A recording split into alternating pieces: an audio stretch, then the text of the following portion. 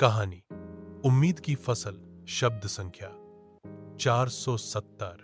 गांव के किनारे बसी एक छोटी सी झोपड़ी में रामू नाम का एक गरीब किसान अपनी पत्नी और 2 बच्चों के साथ रहता था। उसके पास बस 2 बीघा जमीन थी, जिस पर वह साल भर मेहनत करता था। बारिश समय पर न हो तो फसल सूख जाती, ज्यादा हो जाए तो बह जाती। फिर भी रामू हर सुबह सूरज निकलने से पहले उठता, बैल को जोत में जोड़ता और खेतों की ओर चल पड़ता। उस दिन भी सूरज की पहली किरणों के साथ वह खेत में पहुंच गया। हाथ में हल, कंधे पर फावड़ा और मन में ढेर सारी उम्मीदें। इस बार उसने तय किया था कि धान की जगह मूंगफली बोएगा। गांव के बुजुर्गों ने मना किया, रामू, मूंगफली में जोखिम ज्यादा है। मगर रामू ने हिम्मत नहीं हारी।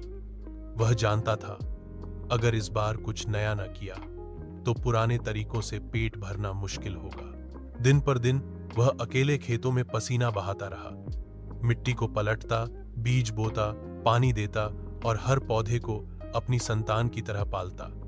उसकी पत्नी गीता रोज खाना लेकर खेतों में आती और दोनों मिलकर पेड़ की छांव में 2 रोटी बांट लेते। बच्चों की मुस्कान और गीता की चुपचाप सहनशीलता ही रामू का हौसला थी। महीने बीते, फसल धीरे धीरे तैयार होने लगी। हरे भरे खेतों में मूंगफली के पौधे लहलहा उठे। गांव के लोगों को हैरानी हुई, रामू की फसल तो बहुत अच्छी हो रही है। कटाई का दिन आया। रामू ने पूरे गांव के लोगों को बुलाया।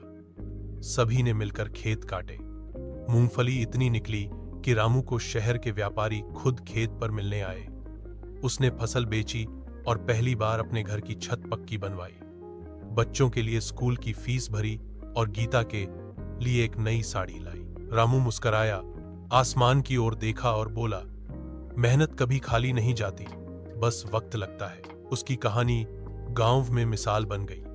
अब लोग बदलाव से डरते नहीं, बल्कि सीखते हैं, क्योंकि उम्मीद की फसल सबसे भारी होती है। समाप्त।